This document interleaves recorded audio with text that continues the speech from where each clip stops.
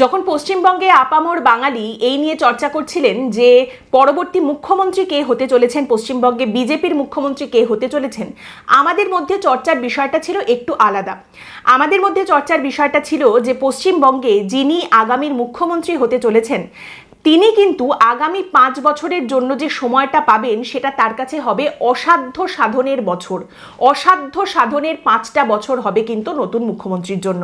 কেন এই কথাটা বলছি? দেখুন, আমাদের পশ্চিমবঙ্গের যে পরিস্থিতি তৈরি হয়েছিল সেখান থেকে পশ্চিমবঙ্গকে বের করার কথা তো উঠেই আসছে। তারই সঙ্গে আপনি যখন এই রকম বিপুল জনাদেশ নিয়ে সরকার গঠন করেন, এতটা সংখ্যাগরিষ্ঠতা নিয়ে, বিশেষ করে বিরোধীদের একেবারে ধূলিসাৎ করে দিয়ে আপনি যখন সরকার গঠন করেন, তখন কিন্তু সাধারণ মানুষের আশা প্রত্যাশা আপনার থেকে থাকে গগনচুম্বী। পশ্চিমবঙ্গের সাধারণ মানুষেরও কিন্তু এই নতুন বিজেপি সরকারের কাছ থেকে প্রচুর পরিমাণে আশা প্রত্যাশা রয়েছে। মানে বিষয়টা হচ্ছে যে পাল্টানোর তো ছিল দরকার, তাই তো এনেছে বিজেপির সরকার। মানুষের মধ্যে কিন্তু এই আবেগটা কাজ করে। আবেগের তীব্রতা এবং সময়ের বাস্তবতার মধ্যে কিন্তু একটা পার্থক্য রয়েছে। দেখুন, প্রথম কথা হচ্ছে, আমাকে আজই যদি আপনি 1 লক্ষ মানুষ এনে দেন, তাতেও আমি আগামীকালই তো আরেকটা তাজমহল গড়ে দিতে পারবো না। এবং দ্বিতীয় কথা, অর্থ। এই রাজ্যে অর্থাভাব রয়েছে এবং আমাদের রাজ্যের কোষাগারের ওপর আগের যে সরকার ছিল সেই সরকারের বিভিন্ন রকম কাজের মাধ্যমে যে পরিমাণ চাপ পড়েছে, খেলা মেলা, বিভিন্ন রকম ব্যানার পোস্টার, কিম্ভূত কিমাকার সমস্ত মূর্তি, এই সমস্ত তৈরি করার জন্য কোষাগারের ওপরে যথেষ্ট চাপ পড়েছে। তারই সঙ্গে আমরা দেখতে পেয়েছি যে গত অন্তত 5-7 বছরে নতুন কিছু গড়া তো দূরের কথা, একটা সঠিক মেরামতের কাজ পর্যন্ত হয়নি। খালি তাপ্পি মেরে মেরে একটা সরকার এগোচ্ছিল এবং সেখানে আমরা দেখেছি মন্ত্রী থেকে শুরু করে পঞ্চায়েত সদস্য পর্যন্ত প্রত্যেকের অট্টালিকার মতো বাড়ি এবং প্রত্যেকে মাথার চুল থেকে পায়ের নখ পর্যন্ত নোংরামিতে নিমজ্জিত। চারিদিকে দুর্বৃত্তায়ন, প্রত্যেকটা দপ্তরের মধ্যে দুর্নীতি, তোলাবাজি, কাটমানি, হুমকি দেওয়া, থ্রেট কালচার, এই সমস্ত কিছু একেবারে রন্ধ্রে রন্ধ্রে ঢুকে গিয়েছিল। এই সমস্ত জায়গা থেকে বের করে নিয়ে এসে পশ্চিমবঙ্গকে সোনার বাংলা করতে হবে, যেটা বিজেপির প্রতিশ্রুতি। এবং অবশ্যই এই কাজ কিন্তু অত্যন্ত কঠিন হতে চলেছে। আজ যখন শুভেন্দু অধিকারীর নাম ঘোষণা হলো মুখ্যমন্ত্রী হিসেবে, এক তো প্রথমেই এটা শোনার পর আমার মনে হচ্ছিল মমতা বন্দ্যোপাধ্যায় একটা সময় বলেছিলেন, বাংলার রাজনীতিতে আমার পরের প্রজন্ম আমি তৈরি করে গেছি, আমার পরের প্রজন্ম অভিষেক শুভেন্দু। এবং সেই সময় মনে হচ্ছিল প্রথমটাকে সত্যি করার জেদে দ্বিতীয়টাকে তিনি সত্যি করে দিয়ে গেছেন। এবং তারপরেই মনে হচ্ছিল যে শুভেন্দু অধিকারী এই যে মুখ্যমন্ত্রী হলেন, এত বিপুল জনাদেশের সরকারের মুখ্যমন্ত্রী, অবশ্যই এটা তার মাথায় মুকুট তো বটেই, তবে সেই মুকুটের কাঁটাও কিন্তু রয়েছে। এই যে মানুষের বিপুল প্রত্যাশা, যে জায়গা থেকে পশ্চিমবঙ্গকে বের করতে হবে। স্বাধীনতার পর থেকে পশ্চিমবঙ্গে এই প্রথমবার বিজেপির সরকার, এই প্রথম বিজেপির মুখ্যমন্ত্রী হতে চলেছেন শুভেন্দু অধিকারী। শ্যামাপ্রসাদ মুখোপাধ্যায়ের জন্মভূমিতে প্রথম বিজেপির মন্ত্রী হওয়া, এর ওজন কিন্তু মারাত্মক। এইরকম একটা বিরাট বড় ওজন কিন্তু শুভেন্দু অধিকারীর কাঁধে উঠছে এবং অবশ্যই নিঃসন্দেহে মজবুত এবং অভিজ্ঞ কাঁধের উপরেই সেই দায়িত্ব দেওয়া হয়েছে। দেখুন, নতুন সরকার কি কি করতে পারে। না, আমি প্রথমেই সরকার হওয়ার সঙ্গে সঙ্গে বন্দুক দাগছি না। আমি সাধারণ বুদ্ধিতে, কমন সেন্সে আমার যেগুলো মনে হচ্ছে যে এই সরকারের পক্ষে কিন্তু তাড়াতাড়ি এগুলো করা সম্ভব, সেই কয়েকটা বিষয় আপনাদের সামনে রাখছি, আলোচনার মধ্যে রাখছি। প্রথম যে জিনিসটা আমার মনে হয় যে এই সরকার করতে পারে, নতুন বিজেপি সরকার করতে পারে, সেটা হচ্ছে কেন্দ্রের কাছে যা বকেয়া পাওনা রয়েছে এই রাজ্যের, সেই টাকাগুলো যেন বের করে নিয়ে আসা যায়, পশ্চিমবঙ্গের কোষাগারে সেই টাকা যেন ঢোকে। আপনারা জানেন যে ব্যাপক পরিমাণ দুর্নীতি এবং হিসাব না দেওয়ার জন্য, আগের সরকারের দুর্নীতি, হিসাব না দেওয়া, এই সমস্ত কারণে কিন্তু সেই টাকা পয়সা বন্ধ হয়ে গিয়েছিল।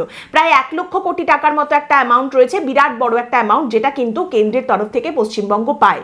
এবং আপনারা জানেন প্রচুর মানুষজন, প্রান্তিক মানুষজন যাদের ওই টাকার সত্যিই দরকার, তারা কিন্তু সেই টাকাটা পাননি, সেই টাকা থেকে বঞ্চিত হয়েছেন।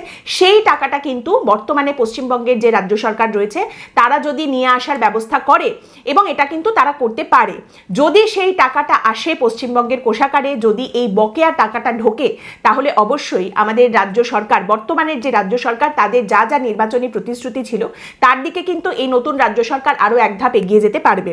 এবং মনে রাখবেন, আমাদের রাজ্য সরকার বর্তমানে যারা রয়েছেন তারা শুধুমাত্র যে ভাতা বাড়ানোর প্রতিশ্রুতি দিয়েছেন তা কিন্তু নয়, একটু আগেই বললাম আরও অনেক প্রচুর কাজ তাদের জন্য রয়েছে। আর যদি এই টাকাটা এখনো দেখা যায় যে রাজ্য সরকার নিয়ে আসতে পারছে আসছে না কেন্দ্রের কাছ থেকে, তাহলে সেক্ষেত্রে কিন্তু আমাদের আগের সরকার যা পরিস্থিতি করে গেছে পশ্চিমবঙ্গের কোষাগারের, তাতে কিন্তু বর্তমান সরকারেরও পশ্চিমবঙ্গে নুন আনতে পান্তা ফুরানোর পরিস্থিতি তৈরি হবে। দ্বিতীয় বিষয় হলো অডিট, অডিট এবং অডিট। পশ্চিমবঙ্গ সরকারের কোথায় কি আছে, কতটা আছে, কি নেই, কেন আছে, এই সমস্ত কিছু খুঁজে বের করা ভীষণভাবে দরকার। আমার মনে হয় এই সমস্ত তথ্য সবটা নবান্নের কাছেও পর্যন্ত ছিল না, কিন্তু বর্তমানে যে বিজেপি সরকার এসেছে তারা দুর্নীতিমুক্ত একটা সিস্টেম গড়তে চায়, সেই সদিচ্ছার কথা তারা বারবার প্রকাশ করেছে। তাহলে এই বিষয়টা কিন্তু তাদের প্রথম পদক্ষেপ হতে পারে। কোথায় পশ্চিমবঙ্গ সরকারের কি রয়েছে, কতটা রয়েছে, কেন রয়েছে, কোথায় টাকা দেওয়া হচ্ছে, কিসের জন্য দেওয়া হয়েছে এবং সেই টাকা সত্যি সেই কাজে খরচ করা হয়েছে কিনা, সমস্তটা খতিয়ে দেখা এবং সেই রিপোর্ট তৈরির কাজ শুরু করা। আপনারা জানেন অনেক জায়গাতেই যে জিনিসটা দেখা যায়, আমরা খোঁজ নিতে যাই এবং সেখানে আমরাও জানতে পারি যে একটা স্কুলে হয়তো 10টা কম্পিউটার পাঠানো হয়েছে, কিন্তু সেই স্কুলে কম্পিউটারের টিচার নেই এবং সেই কম্পিউটারগুলো স্কুলের মধ্যে ওই ঘরের মধ্যে পড়ে পড়ে নষ্ট হচ্ছে।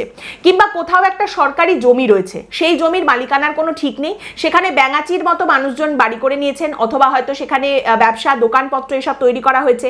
সেই জমি কেন, কি বৃত্তান্ত, কোথায় মালিকানা, কি করা যেতে পারে, সে সমস্ত কিছু খতিয়ে দেখা, বের করা, এগুলো করা কিন্তু ভীষণ প্রয়োজন। তারই সঙ্গে রাজ্য সরকারের তরফ থেকে বিভিন্ন জায়গায় বিভিন্ন কাজের জন্য যে সমস্ত টাকা পয়সা দেওয়া হয়েছে, বিভিন্ন প্রকল্পে যে টাকা পয়সা বরাদ্দ করা হয়েছে, সেই টাকা আসলে কি কাজে লেগেছে নাকি সেই টাকা তাহলে কোথায় গেছে, এগুলো খুঁজে বের করা অডিটের মাধ্যমে খুবই গুরুত্বপূর্ণ। দেখুন, আপনারা জানেন যে সম্প্রতি বিশেষ করে আমাদের পাড়া আমাদের সমাধান করে পশ্চিমবঙ্গ সরকারের তরফ থেকে একটি উদ্যোগ নেওয়া হয়েছিল। সেখানে যে টাকা পয়সাগুলো বরাদ্দ করা হয়েছে, সেই টাকা দিয়ে আদৌ কাজ হয়েছে নাকি জাস্ট কাজ দেখানো হয়েছে। একটা নর্দমা ঢাকা দেওয়ার জন্য 4 লাখ টাকা খরচ হয়ে গেছে, একটা গর্ত বুজানোর জন্য 10 লাখ টাকা খরচ হয়ে গেছে। এই রকম পরিস্থিতি যেগুলো তৈরি হয়েছে, সেই টাকা পয়সাগুলো কোথায় গেল, কারা নিল, এইগুলো কিন্তু খতিয়ে দেখার দরকার রয়েছে। আপনার যখন প্রথম থেকেই একদম একটা টানাটানির পরিস্থিতি রয়েছে, পশ্চিমবঙ্গ সরকারের কোষাগারে যখন প্রথম থেকেই টান রয়েছে, আর বারবার যে কথাটা বলছি, পশ্চিমবঙ্গের আগের সরকারের যা পরিস্থিতি ছিল অর্থনৈতিকভাবে, সেই জায়গাটা যখন বর্তমান সরকারকে বয়ে নিয়ে যেতে হবে, তাহলে প্রথম থেকেই কিন্তু এই কাজটা শুরু করা উচিত এবং এটা খতিয়ে দেখা উচিত যে এই সমস্ত টাকা পয়সাগুলো কোথায় গেছে। যা টাকা যেখানে বরাদ্দ করা হয়েছে, মানে এখন যদি আবার তৃণমূল কংগ্রেসের সরকার আসতো, অবশ্যই যেখানে যা বরাদ্দ রয়েছে সেগুলোকে কোথাও না কোথাও দিয়ে সাইড দিয়ে বের করিয়ে নিয়ে আসা হতো। কিন্তু এখন যখন নতুন সরকার এসেছে, তারা যখন দুর্নীতিমুক্ত একটা সিস্টেম গড়ার ক্ষেত্রে সদিচ্ছার কথা বারবার বলেছেন, সেক্ষেত্রে কোথায় কত টাকা বরাদ্দ হয়েছে আর বাস্তবে কি কাজ হয়েছে, তার মধ্যে সামঞ্জস্য রয়েছে কিনা, সেটা খতিয়ে দেখা কিন্তু ভীষণভাবে জরুরি। তৃতীয় বিষয় যেটা এই মুহূর্তে বর্তমানে নতুন রাজ্য সরকার যে কাজটা করতে পারে, সেটা হচ্ছে যে দেখুন, বারবার যে কথাটা বলা হচ্ছে, বিজেপি দলেরও কিন্তু এটা কাজের মধ্যে পড়ে। বিজেপি যেটা বারবার পশ্চিমবঙ্গে বলছে যে আমাদের তৃণমূলীকরণ আমরা হতে দেব না। আর তৃণমূল কংগ্রেসের লোকজন যারা এই মুহূর্তে বিজেপিতে আসতে চাইছে, বিজেপির ঝান্ডা ধরতে চাইছে জাস্ট বিজেপি জিতে গেছে বলে, তাদেরও কিন্তু আমরা এভাবে আসতে দেব না। এবার ভালো কথা, বিজেপির তরফ থেকে আরও একটা কথা বলা হচ্ছে যে বিভিন্ন জায়গায় এই মুহূর্তে বিজেপি হতে যারা মরিয়া, তারা কিন্তু বিভিন্ন রকম উৎপাত করছে, বিভিন্ন রকম গন্ডগোলের কাজকর্ম করছে। ঠিক কথা, মানলাম, এটা সত্যি কথা। বিভিন্ন জায়গায় এই ধরনের এলিমেন্ট যারা বিজেপি হওয়ার জন্য আরো বেশি করে নিজেদের বিজেপি প্রমাণ দেওয়ার জন্য বেশি করে আজেবাজে কাজকর্ম করছে, কিন্তু বেশ কিছু জায়গায় বিজেপির লোকজনও কিন্তু অলরেডি বিজেপি জেতার পর অসামাজিক কাজকর্ম, ল অ্যান্ড অর্ডার সিচুয়েশন তৈরি করা, আইন নিজের হাতে তুলে নেওয়া, দোকান করা যাবে না, এখানে দোকান বন্ধ করে দাও, ওখানে ওই দোকানটা বন্ধ করে দাও, ওখানে একটুখানি আমি বলছি যেটা সেটাই তোমাকে শুনে চলতে হবে, এই ধরনের কাজকর্ম করা কিন্তু শুরু করে দিয়েছেন। এইগুলোর দিকে কিন্তু প্রশাসনের সঙ্গে সঙ্গে বিজেপি দলেরও নজর দেওয়া উচিত, তাদেরও কিন্তু এই দিকে একটু সচেতন হওয়া দরকার। কারণ এই প্রথমবারের জন্য যে বিজেপির নতুন সরকার পশ্চিমবঙ্গে গঠিত হচ্ছে, এই ধরনের এলিমেন্ট কিন্তু সেই সরকারের কোনো উপকারে লাগবে না, বরং অপকার করবে। তাই এই দিকটাতে অবশ্যই করে বিজেপির নজর দেওয়া উচিত। তারই সঙ্গে বিজেপি বলছে যে আমরা এক্ষুনি এইভাবে তৃণমূল থেকে লোকজনকে নিয়ে নেব না, কিন্তু এত তাড়াতাড়ি লোকজনকে পাল্টি মারতে দেখতে পাওয়া যাচ্ছে, তাদের কি সত্যি সত্যি আপনারা অ্যালাউ করছেন, আপনারা দলে নিচ্ছেন? এ সম্পর্কেও কিন্তু আপনাদের ক্ল্যারিফিকেশন, একটা পরিষ্কার বক্তব্য সামনে রাখা উচিত এবং এদিকে আরো বেশি করে বিজেপি দলের এই মুহূর্তে পশ্চিমবঙ্গে সচেতন হওয়া উচিত। আমি উদাহরণ দিয়ে বলছি, তৃণমূল কংগ্রেসের কলকাতার 18 নম্বর ওয়ার্ডের কাউন্সিলর ছিলেন সুনন্দা সরকার। বিজেপি জেতার সঙ্গে সঙ্গে দেখা গেল তিনি সোশ্যাল মিডিয়াতে বিজেপির পতাকা তার নিজের অফিসে লাগিয়ে বিজেপি জিন্দাবাদ জয় শ্রীরাম বলে ছবি পোস্ট করে দিয়েছেন। মানে মুহূর্তের মধ্যে তিনি উল্টে গেছেন। এবং এইখানেই তার পাল্টি খাওয়ার তাড়া এতটা, যখন তার সোশ্যাল মিডিয়ায় তিনি বিজেপির ছবি লাগানো ফ্ল্যাগ ট্যাগ দিয়ে বিজেপি জিন্দাবাদ করে ছবি দিচ্ছেন, তখনও পর্যন্ত তার প্রোফাইলে লেখা রয়েছে তিনি তৃণমূল কংগ্রেসের কাউন্সিলর। তখনও পর্যন্ত তার ফেসবুক প্রোফাইলের কভার ফটোতে জল করছে ফিরহাদ হাকিমের পাশে দাঁড়ানো তার ছবি। গোটা প্রোফাইল জুড়ে তৃণমূল কংগ্রেসের বিভিন্ন নেতা নেত্রীদের সঙ্গে দহরম মহরমে তার ছবি তখনও পর্যন্ত প্রোফাইলে রয়েছে। এত তাড়া যে সেগুলো ডিলিট করার সময় পর্যন্ত তিনি পাননি। মানে এই মুহূর্তে একেবারে শুদ্ধ হয়ে বিজেপিতে ঢোকার জন্য সবাই মরিয়া হয়ে গেছেন, কে কার আগে যাবেন সেই নিয়ে একটা প্রতিযোগিতা শুরু হয়ে গেছে। তাহলে এই মানুষগুলোকে কি সত্যিই আপনারা দলে নিচ্ছেন? আপনারা কি এটা অ্যালাউ করছেন?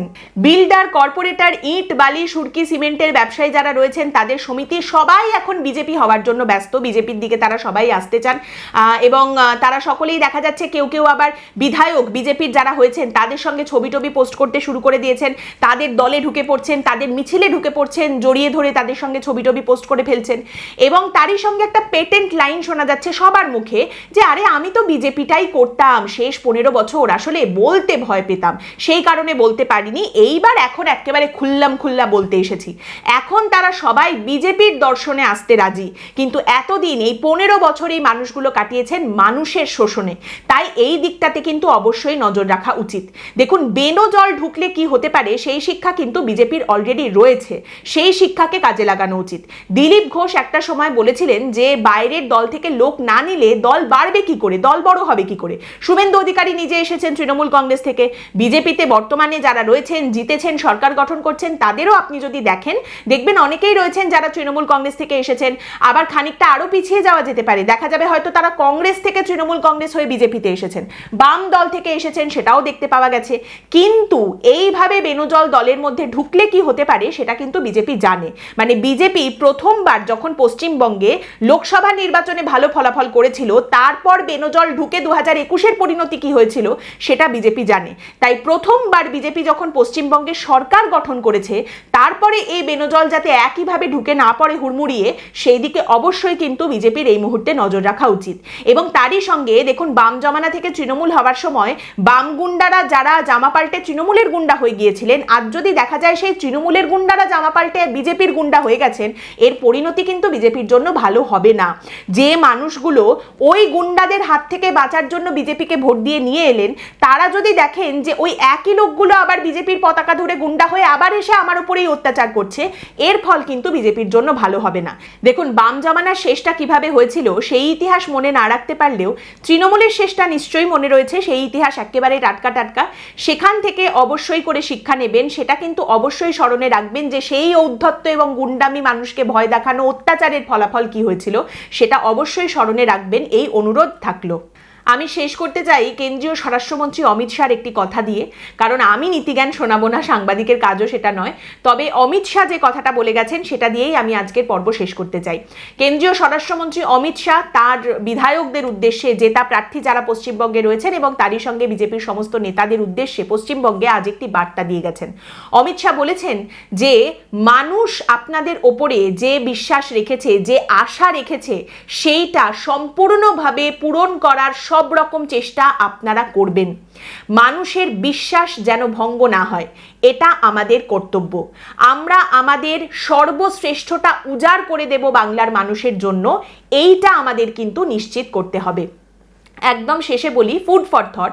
দেখুন, মুখ্যমন্ত্রী কে হবেন সে তো জানা হয়েই গেছে। এরপর প্রশ্ন উপমুখ্যমন্ত্রী কে হবেন, কে কোন দপ্তরের মন্ত্রী হবেন, সেই নিয়ে নানা রকম কথা চলছে। এর জন্য তো খুব বেশিক্ষণ আর অপেক্ষা করতে হবে না, কিছুক্ষণেই আমরা সবটাই জানতে পেরে যাব। কিন্তু এখানে একটা কথা বলে রাখি, তাও শুভেন্দু অধিকারী মুখ্যমন্ত্রী হয়েছেন তার জন্য সাধু সাবধান। কেন বলছি এই কথা? কারণ বালু কত চালু, পার্থ কি পদার্থ, সেটা মমতা বন্দ্যোপাধ্যায় খুব ভালো করেই জানতেন। তাই শুভেন্দু অধিকারীর জন্য তার ক্যাবিনেটে তার মন্ত্রকে কারা কারা থাকবেন, সেখানে শুভেন্দু অধিকারী কোথায় কে কতটা কার কতদূর কি রয়েছে সেটা জানাটা তার জন্যেও খুবই দরকারি। আজকের পর্ব এখানেই শেষ করছি। আপনাদের মতামত অবশ্যই জানাবেন। পরের দিন দেখা হবে অন্য একটি বিষয় নিয়ে আলোচনায়। ভালো থাকবেন।